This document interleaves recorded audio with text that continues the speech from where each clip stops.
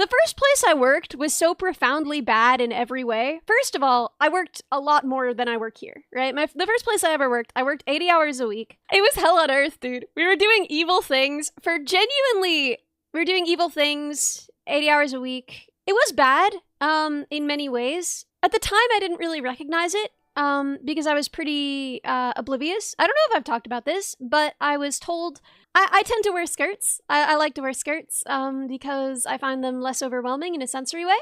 And when I got that job, I was told not to wear skirts, because some people in the office found it provocative.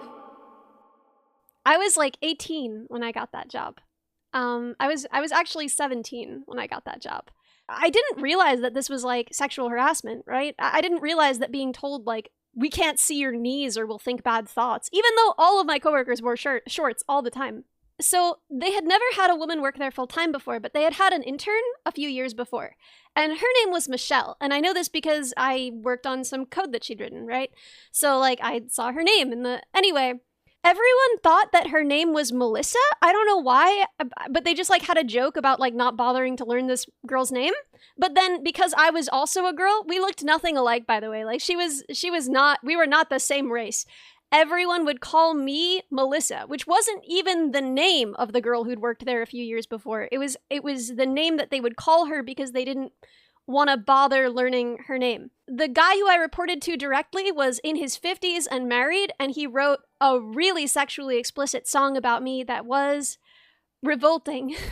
The only HR call that ever happened when I was there was to me, was I got called by HR because I was wearing skirts. And I want to be clear, like, I was wearing skirts that were quite conservative, right? Like, to the knee or longer. The person who was my mentor after that, I was assigned to work from his house during COVID, and he was drunk all the time and kept trying to kiss me.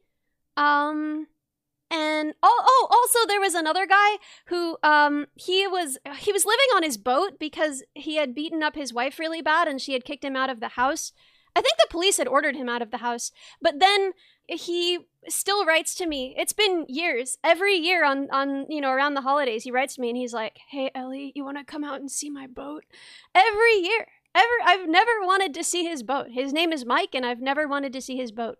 And also the bathroom, this is the place where the bathroom was okay, so there were two bathrooms because it was a building made for a normal company, but they had only ever employed one woman and only for a few months, and then me. So the women's bathroom, the deal was just that there weren't like lights in there, and it was where they mostly stored stuff, but it was also out of courtesy where the guys would go if they had to take like a really bad poop so that no one else would have to deal with it.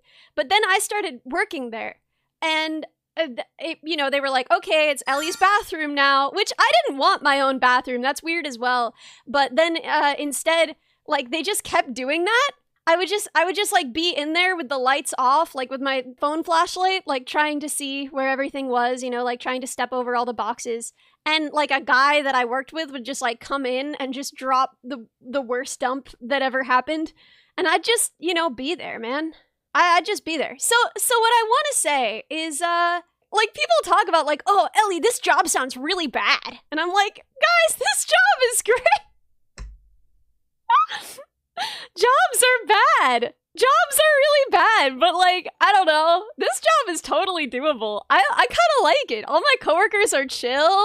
Worst jobs existing doesn't make this good. My point is just that, like, I did that job, and I didn't hate it, right? I don't know. The work was interesting. I worked on robots. I was like, robots are cool.